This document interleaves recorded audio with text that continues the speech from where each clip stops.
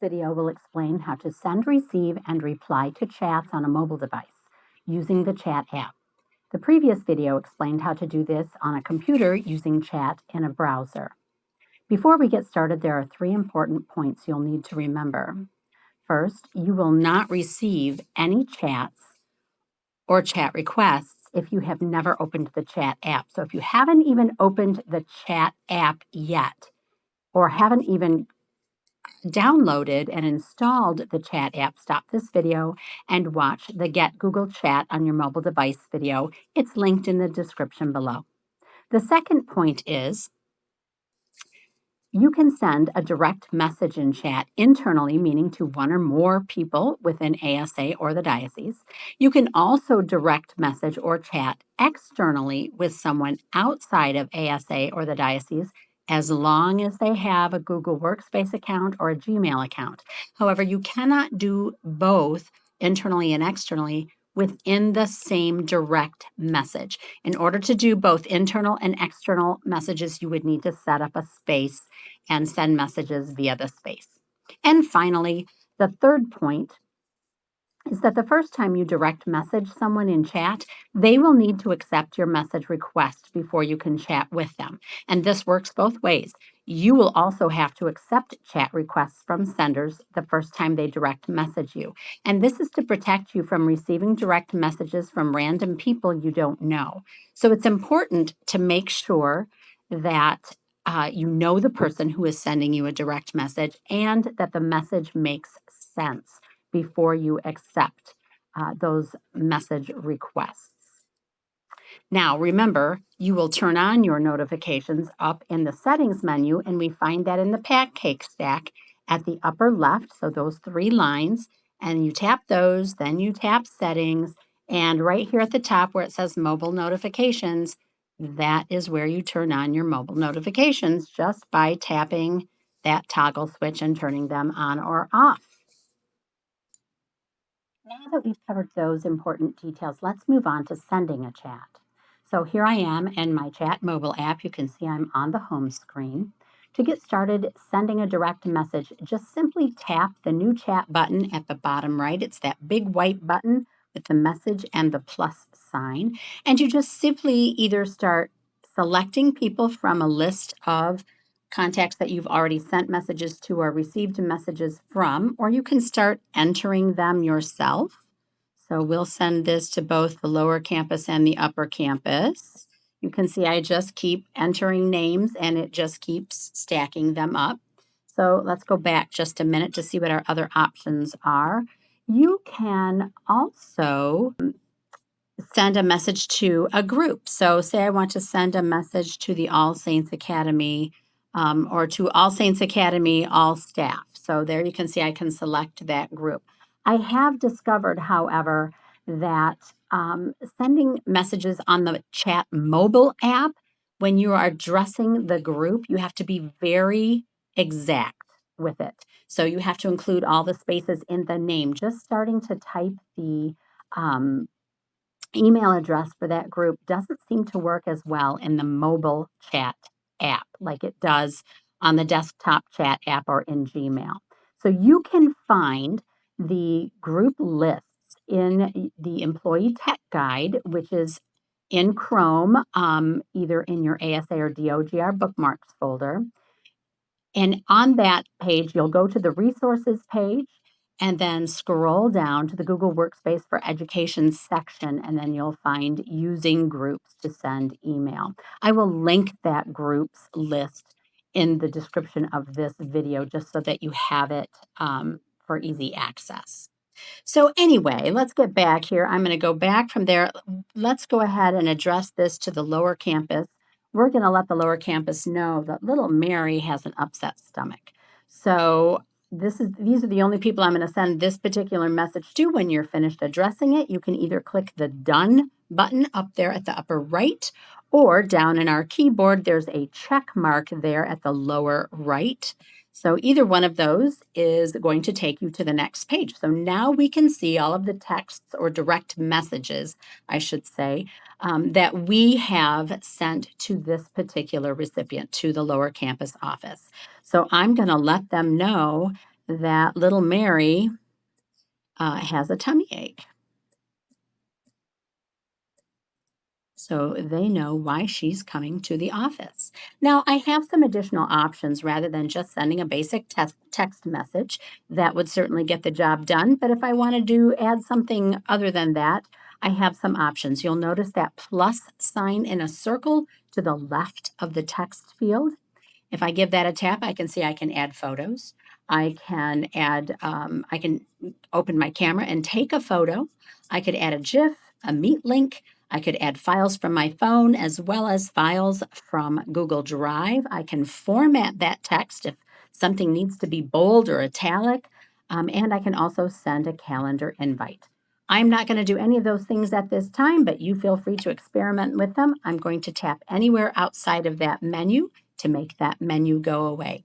I have one more additional option to sending just a basic text message. And if I wanted to, I could add an emoji. So you see that emoji symbol to the right of the text. And if I tap that, that opens my emoji keyboard, and I can really get that message across that she is upset to her stomach. So once you have the message exactly the way you want it to be, you can simply tap that arrow to the right of the text field. So if I tap that arrow, it's now sent my direct message to the Lower Campus office. And you can see that it has added that text to the conversation that we've had with the Lower Campus office. I've switched over to the Lower Campus office account that we just sent a message to, so we can see what it looks like to receive a message. This is how your chat app will appear if you've never sent or received any messages. As you know from our previous videos, any new unread messages will appear in bold, but because we haven't either received any messages or approved any senders, there are no messages to display in the home view. So you might be wondering, where is the message that we just sent? The first time a sender messages you, you need to accept their chat request to allow them to direct message you. So you might be wondering how you can tell if you have message requests since there's clearly nothing obvious here. So even if I switch views, I'm in the home view. If I switch direct message, oh, I do see in direct messages that I have a chat message, but it's not obvious from your home screen. So that's where turning on chat notifications becomes very helpful. If you have chat notifications turned on and you receive a new message request, you will get an email letting you know you have a new message request. So your two options are making sure those notifications are on or leaving it open in direct messages versus the home screen. So the other way to tell, so in addition to tapping that chat request right there, you can also see your chat requests by tapping the new chat icon at the bottom. Let me give that a tap, and you can see you have message requests. There's a one with a circle around it, and that indicates how many message requests that you have. So you can go ahead and tap on that so you can get a look at who the request is from, and you can decide whether you want to block that person or accept the request. So let me give that a tap. And I can see the chat request is from Karen Sitko. And I happen to know her well, but if I didn't, I would still go ahead and tap on this so I could see what the message was. And I could also tap on her icon, her profile picture or initial to get more information about her. So I can see her title there, her email address, her phone number. I can also open the detailed view to get even more information. So from there, I can see a little bit more information, and I can scroll up and see any chats that we may have had, which were 0, or any files that we've exchanged or emails that we've exchanged. So once I've seen this information, I can either swipe right or tap the back arrow to go back to my previous screens. But I can still see at the bottom the chat request. Do you know Karen Sitko? And my options are to block or to accept it. So since I'm familiar with Karen, I'm going to go ahead and accept this message.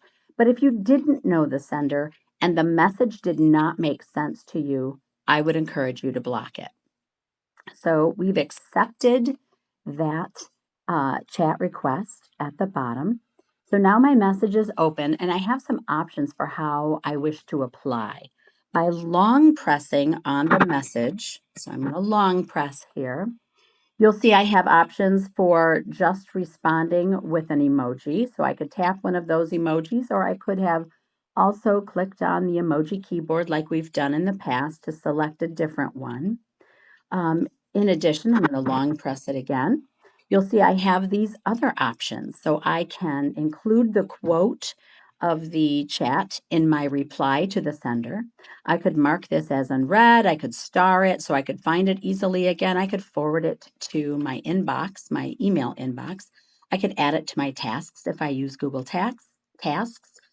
I could copy the text. I could copy the message link, and I could send feedback on this message. So I'm going to go ahead and mark it as unread, just so that when we go back to the home or direct message view, you can see what a new message looks like.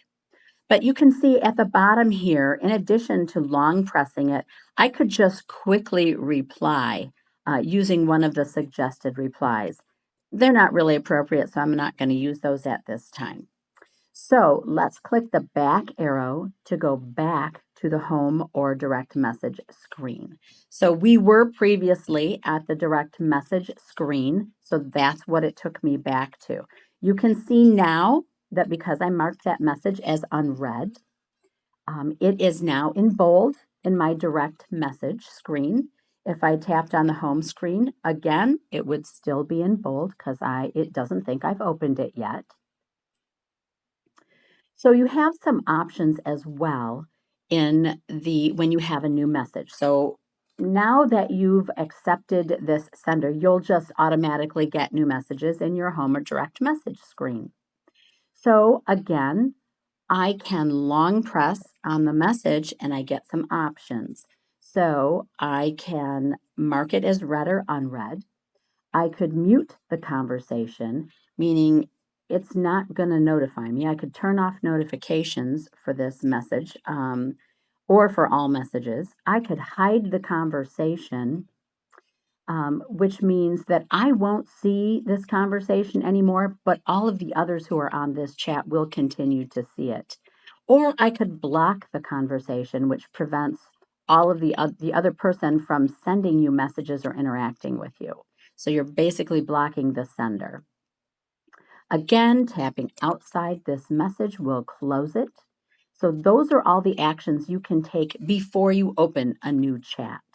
And of course, to open it, you just simply tap once on it and we're right back at that previous screen. And you can reply to it in any of the ways that we previously discussed. So I'm going to tap my back arrow and head back to my home screen. And this covers sending, receiving, and replying to messages using the chat app on a mobile device. In our next video, we'll explore spaces in chat.